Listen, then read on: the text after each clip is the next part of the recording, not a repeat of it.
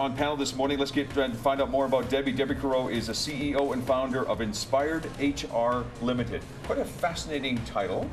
Did you always have an interest in HR? You know what's funny is I'm actually one of the few HR people that didn't come from an HR background.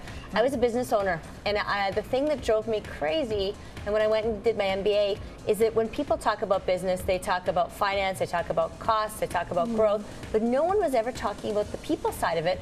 And yet I knew just from my experience that the things that keep us all up at night are having difficult conversations, laying people off, hiring the right people, and just sort of making a workplace engaged. And so I just saw this really important need to look after the people side of business. Right, right. Starting a new job search. A lot of people are doing that, or even people who are currently employed are even thinking about things as well too. Any tips, any advice? There are a couple things. First of all, and you may have heard this time and time again, but the reality is most jobs are not posted. So spending all of your time online looking for the jobs on the traditional job boards are not the best way to find a job. A better way to find a job is to build relationships, work through your network, and go out and have lots of coffees and meet people and go to Chamber of Commerce events or go to local, even in your neighborhood, network with people.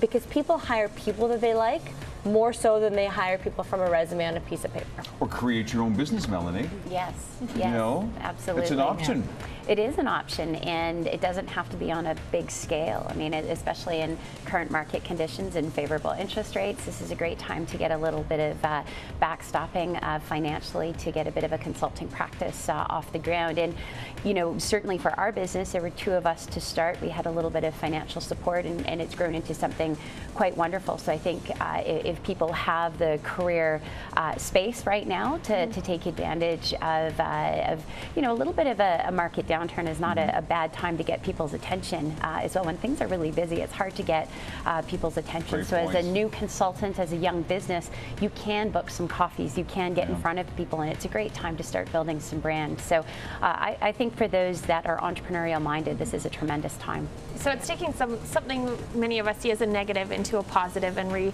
reevaluating your life and maybe starting something brand new. Never waste a good crisis. Absolutely. They say. You know, sometimes when we look at our resumes, though, we say, well, there's a few blank spots in my resume.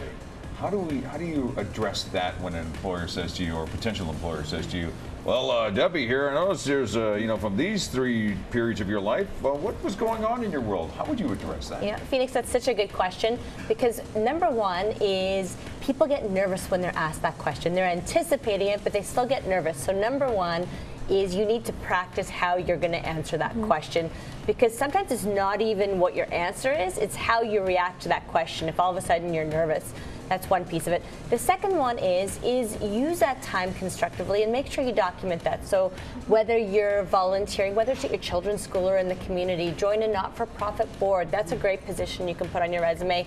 Or hang up a consulting shingle, maybe even if it's an interim solution where you may take a 6-month contract, but put something on there. You don't want to say that you were sitting on the couch for 6 months You're or 12 proactive. months. You were Absolutely. that's very smart. Something I found really interesting when you gave us some notes on what you wanted to talk about today was about women holding themselves back. Yeah. Is that something, I mean, sorry, Phoenix. That's 4 out okay. of 5 people on the panel here this morning are women. What are you referring to when you say that? Well, there are a number of behaviors that women, and I'm generalizing a little bit, but as a general rule, women have some behaviors that we exhibit that don't serve us well. And the number one is lack of self-esteem and lack of confidence.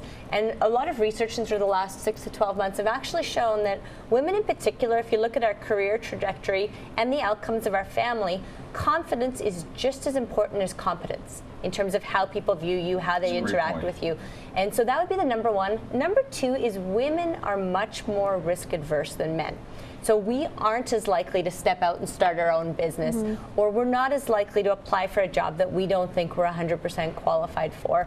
Sometimes we've got to fake it until we make it, because research shows that men are more likely to do that than we are, but it actually serves them well. It's not a bad thing, it's a good thing to have some confidence. Leslie Ann, you agree with that? I absolutely agree with it. And I I think it's all about, it's about communication, clear communication, confidence, and reaching. And what I was, I had the opportunity to hear a women executive comment on her experience interviewing other women, and she kept saying the same thing. Wow. Why is it that she sees men applying for jobs that they are not qualified for, and women applying for jobs that are almost lateral or a step down? Now, this also has major financial implications. If you don't have the confidence in the communication skills to present your case, why you should be working at a particular level in a particular role, it's unlikely that you'll have the confidence and the skills to then ask for the salary that you deserve. Exactly. And that has financial implications as well. $420,000 in your lifetime is the average amount that costs you. Wow. $420,000 for those little conversations that Leslie talks about. They're very, very important. Imagine what you could do with that money. Oh, we could do a lot with that money. We could start another business. There's a confidence level, but then it's beyond confidence where it's almost an arrogance. So watch that balance. Fair? Yeah, and a really interesting statistic, and I don't have the silver bullet for it, but research shows, again, there all these numbers around these issues, is the more successful and the more powerful women are, the less they are liked.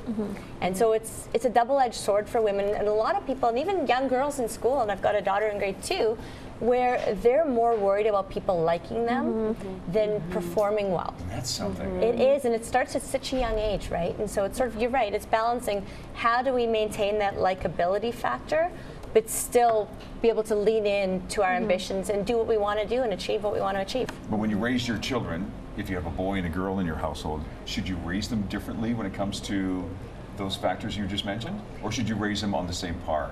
You know, that's a great question. I have a boy and a girl, and I struggle with this, and I'm actually writing a book as a result of this because Can't wait. I cannot imagine a life where you see, I mean, all of us see as our kids grow up, whether they work as hard doing their homework or work as hard at school or work as hard in extracurricular activities. I can't imagine a world where they don't have the same opportunities when they graduate. Good for you, Mom. So we Good go for you. out of our way to make sure that we've got the same opportunities for both of our children. So if my son says he wants to go into our business when he grows up, we turn to our daughter Jenna and say, do you want to be in the business as well? It's not the assumption the son's going to get it. And I'm sure you've probably got similar stories, but it's I think as parents we're probably much more cognizant of it. I know you've got two boys, so it's a little bit different. but- Absolutely. That's what I'm curious about, that dynamic. Yeah. Debby Carreau is the CEO and founder of Inspired HR Limited. Look into it. This lady knows what she's talking about. So great to have you on panel this morning as well.